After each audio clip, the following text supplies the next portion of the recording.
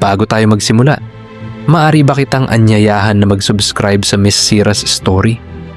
Dito natin pinapakinggan ang mga kwentong Pilipino tungkol sa hiwaga, diwata, at mga kababalaghan na minsan ay mas totoo pa kaysa sa ating iniisip. Kung handa ka na, tahimik lang at makinig. Ang magsasaka at ang diwatang hindi dapat mahalin sa isang baryong napapalibutan ng palayan at kagubatan. May isang magsasakang nagngangalang Isagani. Tahimik siya, masipag at bihirang magsalita. Maaga siyang gumigising araw-araw upang bungkalin ang lupang minanapa sa kanyang ama. Isang lupang nasa gilid ng gubat, lupang iniiwasan ng iba. Sabi ng matatanda, ang bahaging iyon ng bukid ay may bantay. May mga nilalang daw na hindi dapat ginagambala, lalo na kapag gabi at bilog ang buwan. Ngunit si Isagani ay hindi naniniwala sa mga ganitong kwento. Para sa kanya, mas totoo ang gutom kaysa sa alamat. Isang gabi, inabot siya ng dilim sa bukid. Maliwanag ang buwan at ang palayan ay tila dagat na pilak.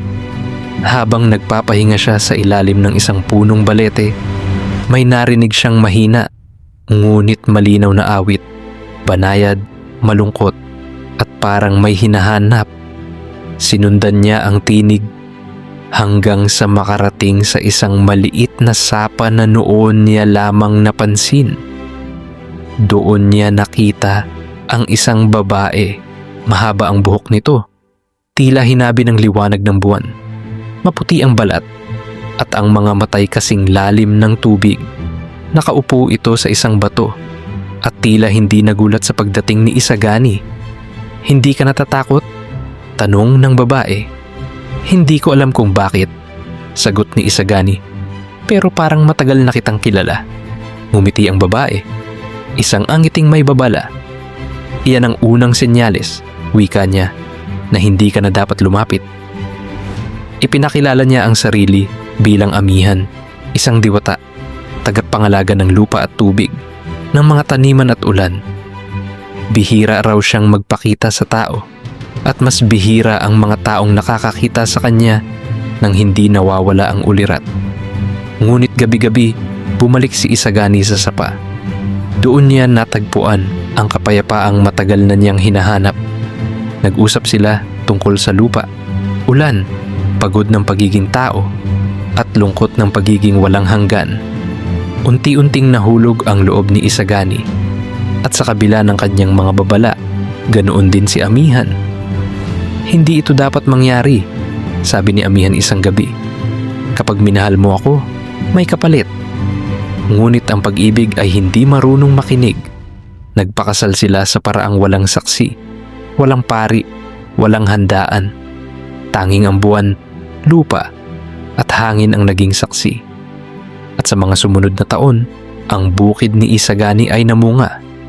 Hindi dahil sa mahika, kundi dahil sa pagalang sa kalikasan na itinuro ni amihan.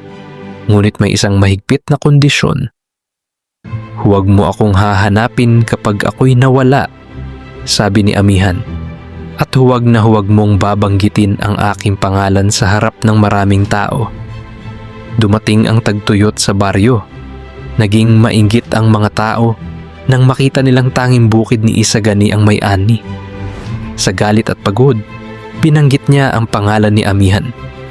Isang pagkakamaling hindi na mababawi. Sa gabing iyon, naglaho ang diwata. Nang hanapin siya ni Isagani sa sapa, tuyo na ang tubig, tahimik ang gubat, at sa hangin, naroon ang huling tinig ni amihan. "Mahal kita, ngunit ang mundo mo at ang mundo ko ay hindi kailanman dapat nagsanib." Mula noon, namuhay si Isagani bilang tahimik na magsasaka. Masipag pa rin, ngunit may matang puno ng alaala. At tuwing bilog ang buwan, may mga nakakarinig ng awit sa sapa. Mahina, malungkot, at tila nagpapaalala ng isang pag-ibig na hindi dapat nangyari. Kung nagustuhan mo ang kwentong ito, i-like at i-share mo ang video para mas marami pa ang makarinig ng mga kwentong Pilipino. At kung ikaw ay may sariling karanasan o kwento ng kababalaghan, diwata, engkanto, misteryosong lugar, o hindi maipaliwanag na pangyayari, isulat mo sa comments or i-message ang Miss Sira's story. Baka ang susunod na kwento ay kwento mo na